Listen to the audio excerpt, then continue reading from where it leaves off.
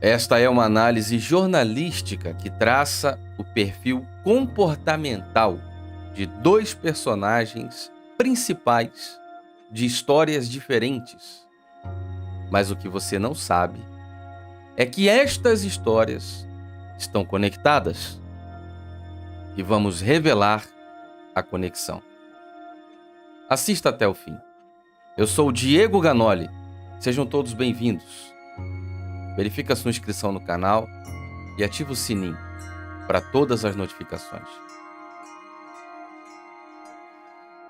Apesar de uma execução macabra que ceifou a vida do pastor Anderson do Carmo, um caso ficou conhecido como caso Flor de Lis, nome da deputada federal acusada e ré por este homicídio consumado, triplamente qualificado, homicídio tentado duplamente qualificado, associação criminosa armada majorada, falsificação de documento, falsidade ideológica, além de acusações da prática de rachadinha e dos maus-tratos contra crianças, contra menores, ocorridos em sua residência, e por este motivo o Conselho Tutelar já resgatou 2 crianças da casa da pastora evangélica, Flor de Lis.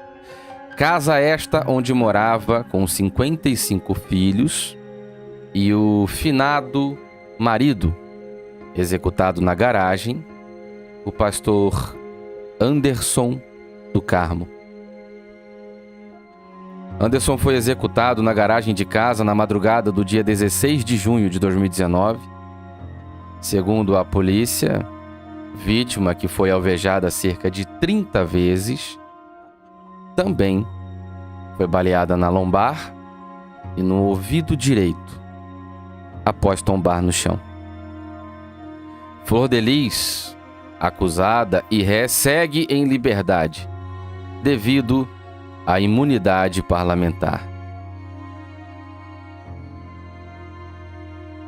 Neste outro caso, diferentemente do primeiro, a vítima foi a esposa, Tatiane Spitzner, e Luiz Felipe Manweiler responde no regime fechado, acusado de homicídio e fraude processual, por ter supostamente, em tese, executado a própria esposa por asfixia no apartamento onde moravam e ter arremessado ela da sacada do imóvel, que fica a poucos metros de distância da residência dos pais da vítima.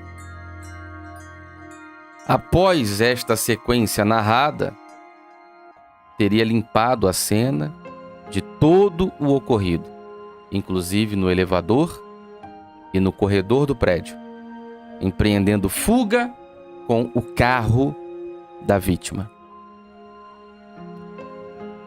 Tatiane foi encontrada sem vida na madrugada do dia 22 de julho de 2018, após cair do 4º andar do apartamento em que morava, em Guarapuava, na região central do Paraná. Testemunhas disseram que o casal discutiu e que Tatiane gritou por socorro quando estava no apartamento. Foram 15 minutos entre a saída do elevador e a queda da mulher, que ocorreu às 2h57 da madrugada. O 4º andar é correspondente ao 6º piso do imóvel. Manweiler, que está preso, é acusado por homicídio qualificado e fraude processual. Todas as informações, referências, matérias, links estarão na descrição desse vídeo e também no primeiro comentário fixado. No caso de Tatiane Spitzner, segundo o assistente de acusação, Gustavo Scandelari, a defesa de Luiz Felipe, não apresentando provas e não conseguindo combater a verdade dos depoimentos da acusação, usa a estratégia de atacar a credibilidade das pessoas que prestam o depoimento, descredibilizar o laudo, a perícia e as testemunhas. A defesa de Flor de Lis, por outro lado, não apresentando provas e não conseguindo combater a verdade dos depoimentos da acusação, usa a estratégia de atacar a credibilidade deste jornalista e das pessoas que prestam depoimento, tenta descredibilizar o laudo, a perícia e as testemunhas. Que pese o fato de que acusados não são obrigados a provar a sua inocência. A obrigação da prova, o ônus da prova, compete a quem acusa. E o que não falta, em ambos os casos, são provas apresentadas pela acusação. Segundo o advogado Gustavo Scandelari, para a defesa, não resta nada a não ser atacar perícia e laudos, mas atacam sem apresentar provas ou falhas. Flor de Lis, questionada pela juíza sobre o armamento da execução ter sido encontrado em sua casa, ataca a perícia e leva a invertida da juíza, que afirma o sucesso do trabalho da perícia. Temos aqui nesse canal o depoimento narrado que registra esse exato momento. O link estará disponível na descrição.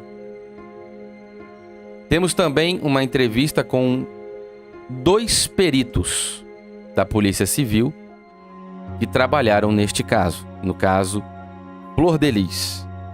As entrevistas também estarão na descrição e no primeiro comentário fixado. Luiz Felipe Manweiler não entregou o celular com a senha. Flor de Lis dos Santos de Souza não entregou o celular para a polícia. Ele diz que Tatiane Spitzner se jogou da sacada. Luiz Felipe vai até a calçada. Ele coloca as mãos na cabeça e diz: "O que você fez?" Segundo o relato de testemunha, notoriamente, instantaneamente, ele culpa a vítima, Tatiane Spitzner. Ela, Flor de Lis, diz que Anderson defendeu a família e foi vítima de um latrocínio. Ele foi um herói. Se entregou para proteger a família, tentando impedir que os bandidos entrassem em casa. Ele, Manweiler, quando o vizinho ofereceu ligar para o SAMU e bombeiros, disse: "Não adianta, ela não está mais viva."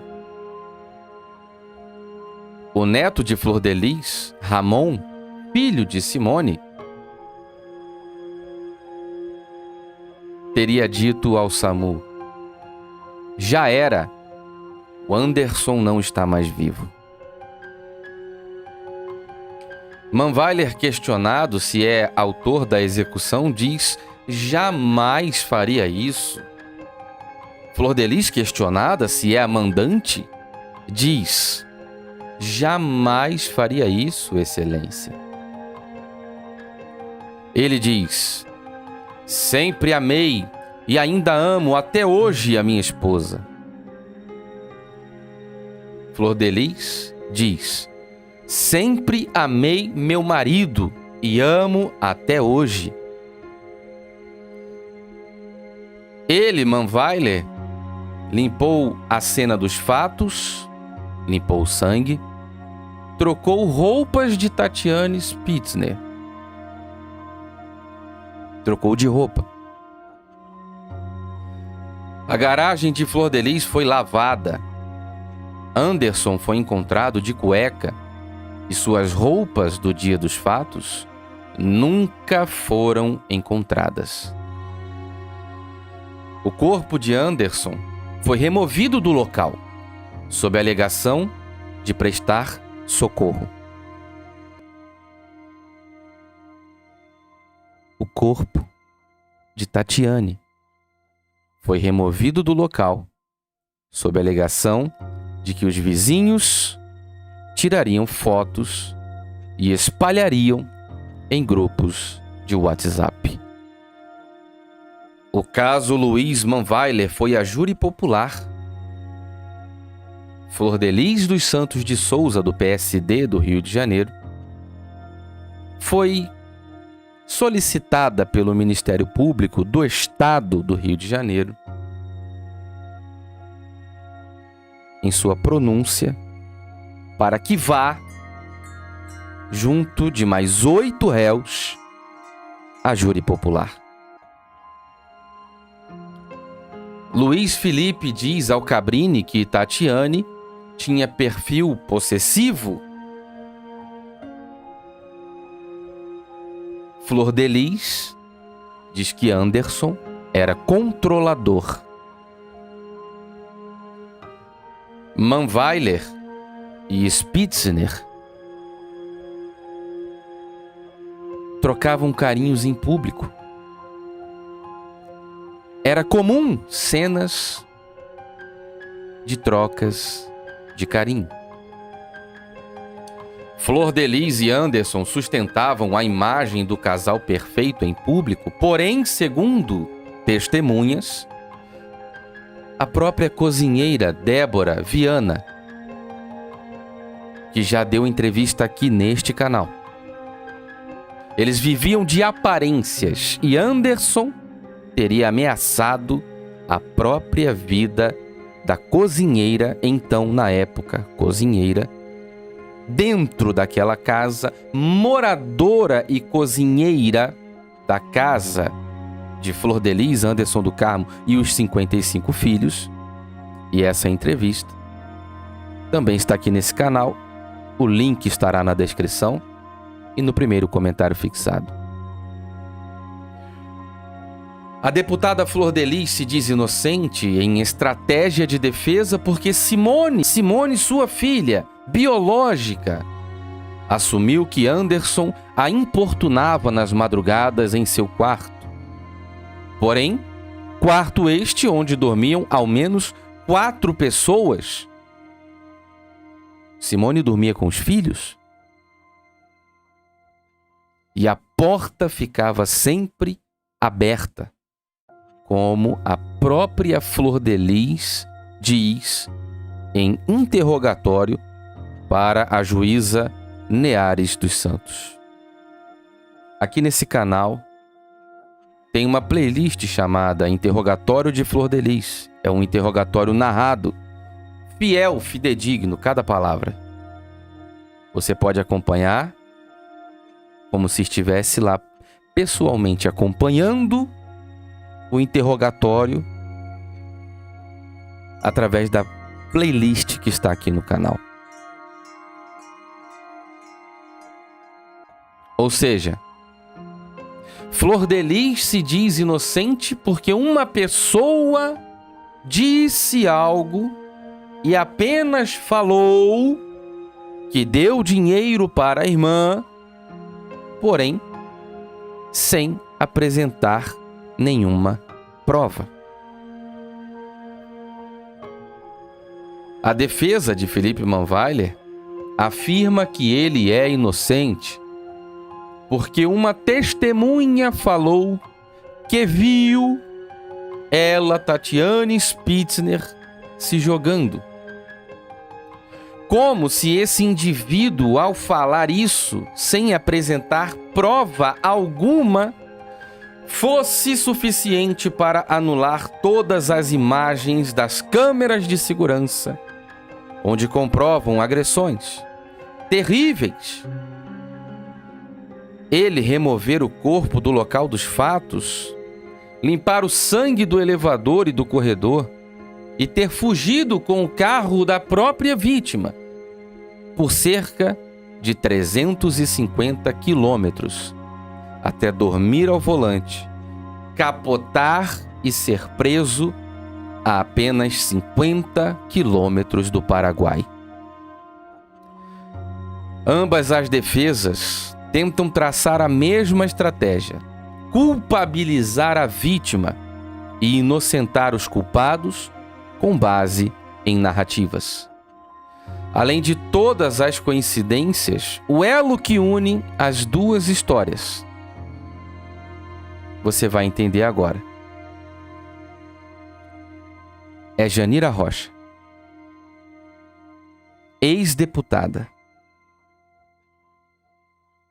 Aquela mesma que o Ministério Público do Estado do Rio de Janeiro denuncia por improbidade administrativa. Ela é acusada de contratar funcionários fantasmas em seu gabinete. Parlamentar renunciou à presidência do PSOL em setembro de 2013. Acusada de contratar funcionários fantasmas em seu gabinete e obrigar servidores a devolver salários. Ela, então na época, responderia por improbidade administrativa. As investigações são da 5ª Promotoria de Justiça da Tutela Coletiva da Cidadania da capital. De acordo com as investigações, os funcionários devolveriam a remuneração para custear gastos do partido. Esta prática é conhecida como cotização. Por este motivo, ela já havia sido investigada pela ALERJ, Assembleia Legislativa do Rio de Janeiro.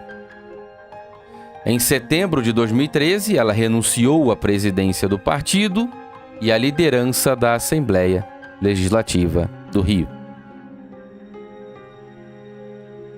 Janira fez direito e hoje é advogada.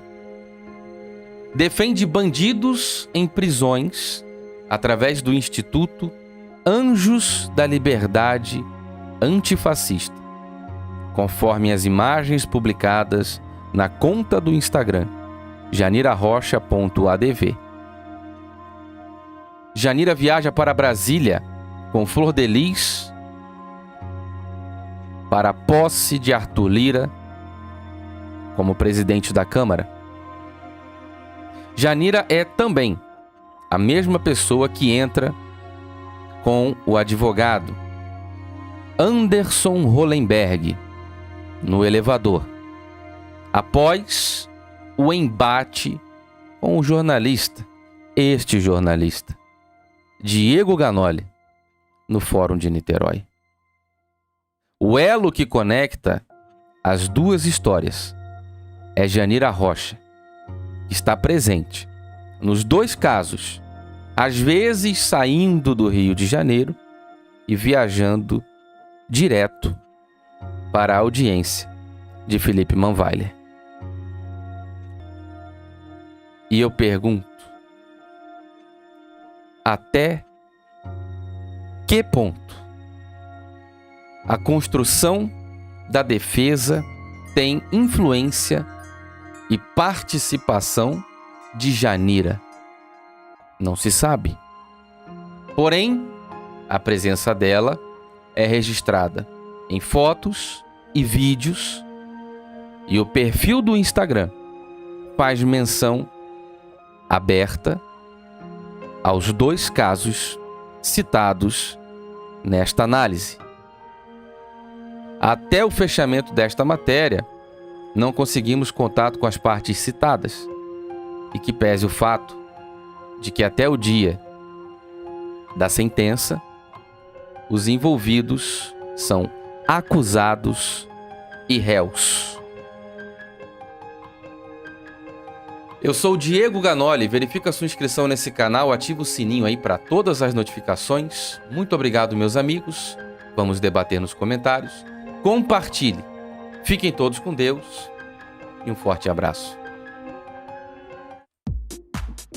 Obrigado por assistir, inscreva-se no canal, apoie o nosso trabalho no Apoia-se e assista também esta seleção que nós fizemos para você.